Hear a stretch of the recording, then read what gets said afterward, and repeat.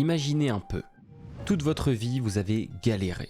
Vous êtes né avec des problèmes de genoux qui ont été cassés puis réparés 2 fois lorsque vous étiez enfant. Malgré un père absent, des problèmes à l'école, avec la justice, vous réussissez à vous frayer un chemin dans l'une des universités les plus prestigieuses du pays. Et cet accomplissement va également vous ouvrir les portes de la NBA, la meilleure ligue au monde. Là aussi c'est dur, mais à force de travail et d'acharnement, vous arrivez à toucher les étoiles. Une sélection pour le All-Star Game, un contrat de 40 millions de dollars, plus d'argent que vous n'auriez jamais imaginé.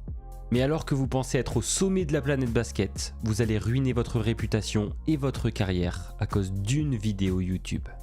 Ce que je vous ai décrit là, c'est l'histoire d'une superstar montante de la NBA à la fin des années 2000 qui a totalement gâché son avenir à cause de plusieurs mauvaises décisions. Mesdames et messieurs, bienvenue dans cette nouvelle vidéo. Aujourd'hui, on va se plonger dans l'ascension fulgurante et la chute tout aussi tragique de Josh Howard. Police say Josh Howard was driving his black Lexus at 94 miles an hour while racing another car. If the Mockuba decides to let him go, what other team is going to pick him up? You really think this could be fatal to his remaining in the city? I do think that.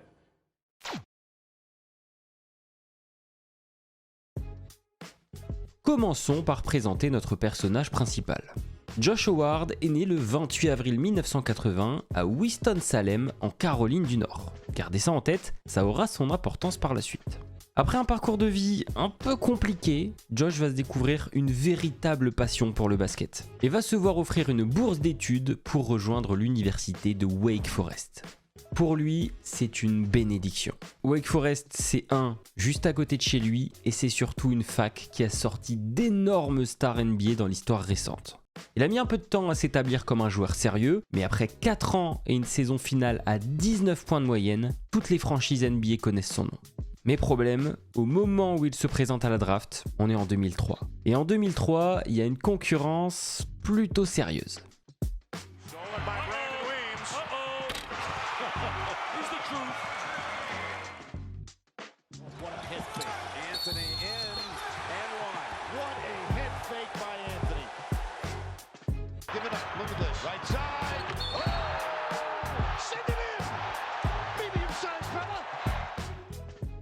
On rentre tout doucement dans une NBA qui commence à faire confiance aux très jeunes joueurs. On mise évidemment sur le talent, logique, mais aussi pas mal sur le potentiel. LeBron James, Darko Milicic, Carmelo Anthony, Chris Bosh, tous les joueurs les plus courtisés sont à peine majeurs. Josh a beau faire partie des plus forts, il a quand même 23 ans. Et dans la tête des équipes, ça joue. Ce qu'il faut savoir, c'est qu'entre la fin de la saison et la draft, il y a quelques mois libres. Et il y a une règle d'or à respecter. L'important, surtout pour un mec comme Josh qui est, quasi sûr d'être pris au premier tour de la draft, surtout ne pas faire de vagues. Mais qu'est-ce que ce monsieur va dire dans une interview quelques jours avant la cérémonie? Ouais, je suis un gros fumeur de weed, ouais. L'erreur. Cette petite sortie dans les médias va vraiment faire baisser sa cote auprès des équipes. Alors qu'on le pressent comme l'un des 10, 15 meilleurs joueurs de cette QV, Josh va se faire sélectionner en 29e position. La différence entre la 29e place et la 10e, tu passes quand même de 700 000 à 1,5 million de dollars l'année. On est d'accord, la carrière NBA ne démarre pas de la meilleure des manières.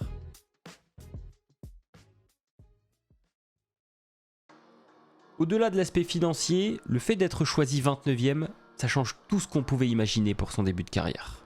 Au lieu d'arriver dans une équipe de milieu de tableau, qui est sûrement en train de se chercher, lui débarque chez les Dallas Mavericks. Et les Dallas Mavericks de l'époque, ouais, c'est chaud. Jackson, 15 of his 17 in the second half. Dirk Nowitzki, Steve Nash, même pas besoin d'en dire plus, t'as déjà 2 futurs MVP dans le même effectif. Mais avec tous les mouvements qu'ont pu faire les Mavs lors de l'été 2003, il y a une place qui s'est libérée à l'aile. Et ça tombe bien, c'est pile ce dont Josh avait besoin pour montrer de quoi il est capable. 9 points, plus de 5 rebonds au terme de sa première saison, rendez-vous compte, pour un 29e de draft, c'est déjà énorme. Mais là où il va surprendre, c'est surtout sur les quelques années qui vont suivre.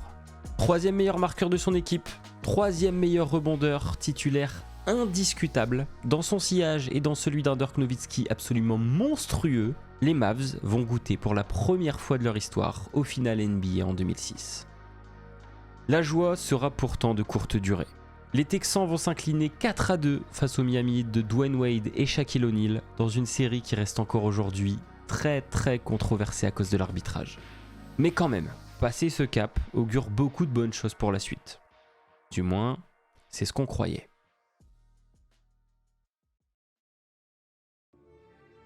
Avant de démarrer la saison 2007, Josh va signer une très belle prolongation de contrat avec plus de 42 millions de dollars sur 4 ans à la clé. Et c'est totalement mérité. Les 9 points de moyenne se sont transformés en 16, les responsabilités sont plus grandes chaque année et tout ça coïncide avec le succès des Mavs.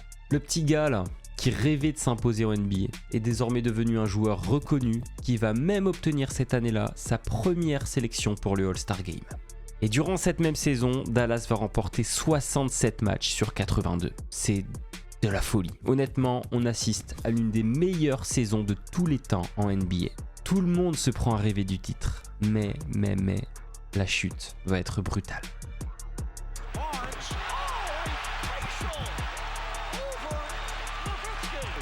Richardson sets his feet for three. They have defeated the Dallas Mavericks in 6 as the confetti comes from above. Censé être la meilleure équipe de la saison, les Dallas Mavericks vont se faire éteindre par les Golden State Warriors qui ont pourtant fini 8e de conférence. Et là, on va arriver au point de rupture entre la belle success story qu'était en train de vivre Josh et sa descente aux enfers. On se retrouve lors de la saison régulière 2007-2008 qui va encore une fois se dérouler magnifiquement bien pour lui. On peut relever notamment un nouveau career high en décembre avec un match à 47 points s'il vous plaît. Mais bon voilà, niveau résultat, Dallas galère un petit peu plus que les années précédentes. Est-ce que c'est la panique ? Non, pas encore. Le classement final était ultra serré dans les hauteurs de l'Ouest. Certes, tu finis 7ème, mais c'est maintenant, c'est en play-off que ça va compter. Leur adversaire pour ce premier tour, ce sont les New Orleans Hornets. A priori, c'est une équipe totalement à leur portée, même s'il faut avouer que cette année, la bande à Chris Paul a un peu surpris tout le monde. Au bout de 2 matchs, Dallas perd 2-0. Le cauchemar de l'année précédente semble se répéter. En plus de ça, Josh est mauvais sur ces 2 rencontres. Mais alors qu'on est à un tournant de la saison, Josh Howard va vivre le 2e gros bad buzz de sa carrière. Is all of this true that I am reading? As far as like players in the league have that problem? Yes. Yeah, I mean, I don't think it's nothing that's hidden. I think about everybody, like in the media world and the sports world, know that NBA players, do smoke marijuana. But, like I was saying to the guy, that has nothing to do with what I do as far as basketball. When I go out there and perform. Les Mavs n'avaient clairement pas besoin d'une publicité pareille à ce moment-là. Mais alors que du côté des dirigeants, on essaie de gérer cette situation comme on peut, Howard va dépasser les limites une nouvelle fois en l'espace d'une semaine. Et là, ça va être encore pire que tout ce que vous pouvez imaginer. Tout à l'heure, je vous ai dit que le 28 avril était une date importante. Et bien dans notre histoire, on est le 27. Ce soir-là, les Mavs vont vivre leur 3e défaite en 4 rencontres face aux Hornets. Et ils se retrouvent à un match de l'élimination. Dans cette situation, il n'y a pas 1000 choses à faire. Faut se reconcentrer sur le basket. On oublie, on met de côté ces 3 contre-performances et on se réveille. Mais mesdames et messieurs, c'est l'anniversaire de Josh et lui ce qu'il veut, c'est se bourrer la gueule. En sortie de défaite, il va distribuer des flyers à ses coéquipiers dans le vestiaire pour les inviter en boîte de nuit. Et le pire dans cette histoire, c'est que quand même, il va demander à son coach Avery Johnson d'annuler l'entraînement du lendemain pour que tout le monde puisse venir à la fête. Attendez, je vais récapituler quand même. Tu viens de faire des déclats pas ouf sur la marijuana. On va être honnête, t'es pas bon sur le terrain. T'es à un match de l'élimination. Et toi, tu penses juste à faire la fête. C'est lunaire comme situation.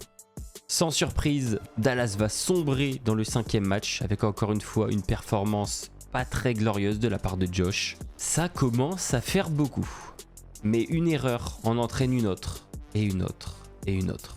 L'été qui va suivre va être l'été où Josh va véritablement perdre les pédales. De retour en Caroline du Nord après tous ces événements, Josh va continuer à faire des siennes avec un énorme excès de vitesse sur l'autoroute. Au passage, c'était pour faire la course avec un autre conducteur.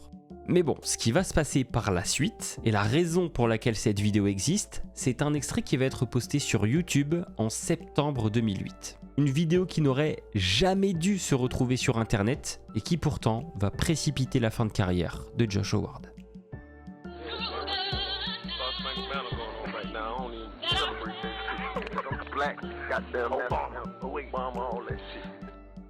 C'est difficile d'imaginer ce que ça aurait donné si c'était arrivé en France. Mais manquer de respect à l'hymne américain, quand on sait à quel point ils sont patriotes, c'était tout sauf une bonne idée. And in the climate that America's in right now, to come off as being unpatriotic is not good on the back of all the things that have been going on with Josh Howard for the last 5 months. Josh Howard at one time had Dallas in the palm of his hand. He was an underrated player coming into this league. He proved himself to be one of the most important parts of the team. And with these incidents the last few months, his whole persona there, I think, has been turned upside down. And I would be surprised if in a city like Dallas, where the red, white, and blue is so strong, right, that he survived staying on that team this year. Après cette cascade de bad buzz et de déclarations un peu limites, Dallas n'a pas d'autre choix que de se séparer de Josh Howard. Ça va prendre un peu de temps, faudra attendre 2010 et un trade direction Washington pour que l'ailier fasse ses valises. Et ça commençait à faire un tout petit peu long.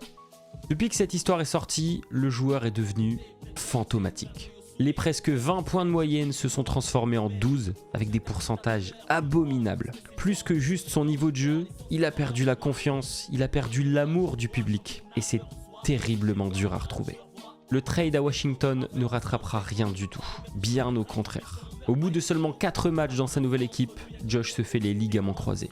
Et je pourrais vous parler encore longtemps de sa fin de carrière qui ne sera faite que de blessures et de faux espoirs. Mais la vérité, c'est qu'en l'espace de quelques mois, Josh a ruiné tout ce qu'il avait réussi à construire. Il aurait pu rebondir après ces quelques controverses, mais la vidéo YouTube a tué le peu de confiance que les gens pouvaient encore avoir en lui. C'est assez triste d'avoir vu une superstar en devenir comme lui s'effondrer. Mais s'il y a bien un responsable dans cette histoire, c'est Josh Howard lui-même.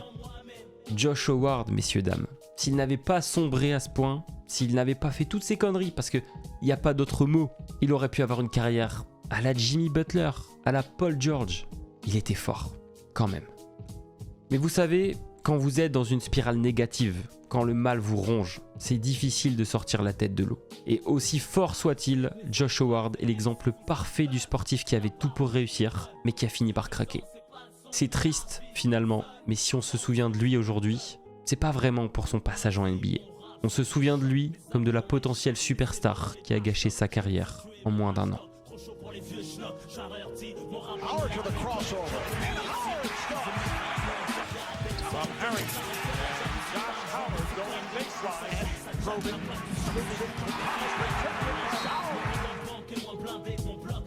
Pourtant j'ai assez d'euros pour être joyeux avec les menottes.